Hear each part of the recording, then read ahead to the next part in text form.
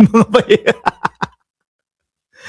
mga paikot nitong mga ito, oh. Alam niya, baligod, no? Yang mga ganyang pagmamarites ninyo, mayayari kayo. Bakit? O tingnan nyo, eto, may nagsampa na naman po ng kaso para ho sa kanila, mga kababayan. Well, nag-file ako ng kaso, no, ng cyber libel. So, sa dalawang isang grupo. Tapos Dalawa, ibig sabihin si Mike Defensor at si Baligod. Tapos isang grupo. yung isa naman kay Saldico. Yung isa is Saldico, ay kasama kaya si Defensor? Baka hindi kasama si Defensor. Kasi yun lang ho yung taong narinig ko ho, mga kababayan, na magrereklamo po ako. Tapos pagdating na sa pagrereklamuhan, I have the rights to remain silent. So, gagid. yung una would be kay Baligod ba yun, tsaka yung kanyang 18 na puppets, ano? 18 na puppets, 18 na marites. So, dahil puro kasunungalingan yung kanila. Dito, mga kababayan, hindi ko alam kung sa ano ang kaso dito kay Q, mga bossing. Pero, makikita naman po natin no? Na, kung baga ho, mga kababayan, lahat na dinadawit. Lahat ng maisip na lang nila, lahat na lang ng pumasok sa kukote nila, isasama, pati Sandro Marcos. O yun, lumabis sila. Pati si De Lima, isinama nila. Na wala namang posisyon, walang kapangyarihan, walang kahit ano, walang dahilan para bigyan mo ng pera para matulungan sila. Sabay bawi, na oversight lang daw po. Pwede po ba yung mga ganon? Di ko po, kung hinayaan lang mga bossing at hindi sila nahuli, hindi sila na binigyan nila ng problema. Si Congresswoman De Lima. Di ba? Uy, si Lowato, no? Nandiyan na din, no? Nagbabalik. Oh. Mga pinagsasabi sa kanilang affidavit at pwede walang katotohanan. It's purely fiction. Of course, yung kay Saldico naman, I did a press statement on that few months ago. Kaya ho, mga bossing, sabi ko nga kung kayo ang NBI, no? Kung kayo si Director Melvin Matibag, hindi nyo po ba gagawin yung cross-examination dito sa mga ito? Which is normal naman po. Sa lahat ng nagrereklamo, ganyan po ang ginagawa. Pero, mas lalo mong titindihan yung dito. Kasi po, sa mga pahiring, doon sa mga pa-interview po sa kanila, at doon po sa mga sa mga pa-press conference, sablay-sablay na po mga sinasabi.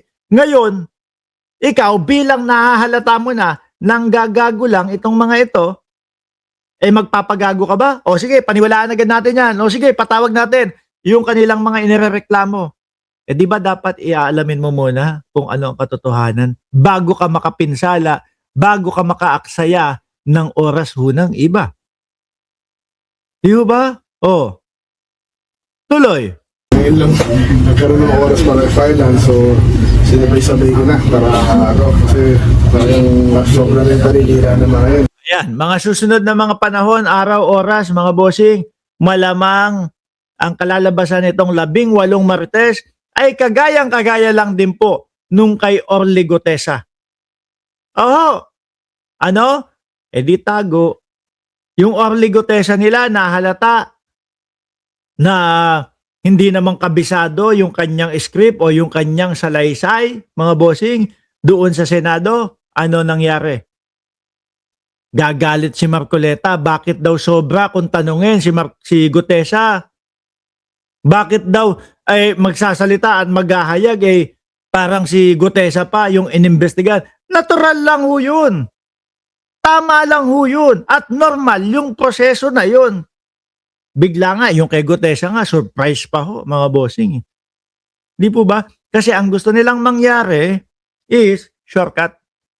No? Ang gusto ho nilang mangyari, mga bossing, is kapag ka dinala at humarap yung tao na yon sa media, sa hearing, at kung saan-saan pa, sa Senado, papaniwalaan na agad. Hindi naman ho kami bopuls. Hindi naman ho kami mga DDS.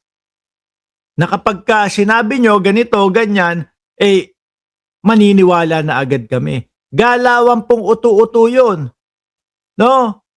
Yung tipo bang, ayan halatang halata na sali-saliwa yung mga pinagsasasabi at naglalaban-laban yung mga pinagsasasabi.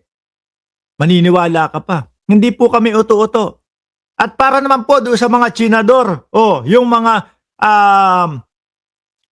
alagad ng mga Duterte, wag nyo pong isipin na lahat ng tao sa Pilipinas ay DDS. No? O lahat, wag nyong isipin na lahat ay mauuto ninyo. Kayo-kayo lang ang mag-utuan dyan. Di ba? Okay lang kami, no? Eh, kayo uto-uto, basta wag na lang kayong magparami. Baka mapahiya tayo sa buong mundo. Tapos, imaginein ho natin, mga boss. Si BP Sara. No, imagine lang to kumbaga ho, mga kababayan, example lang, wag kayong magagalit sa akin. Naging presidente. No, haharap ngayon sa buong mundo. May mga Asian Summit, may mga pagtitipon ng mga puro leader. Putik na yan. Iniisip ko kung paano popukusan ng buong mundo ang ating vice-presidente kapag siya na yung magtatalumpati at siya na yung magsasalita. No? Paano yun? Malamang ho kung tayo, yung mga vlogger na politika, mga bossing, nakapokus sa kanila ngayon, susunod hindi na.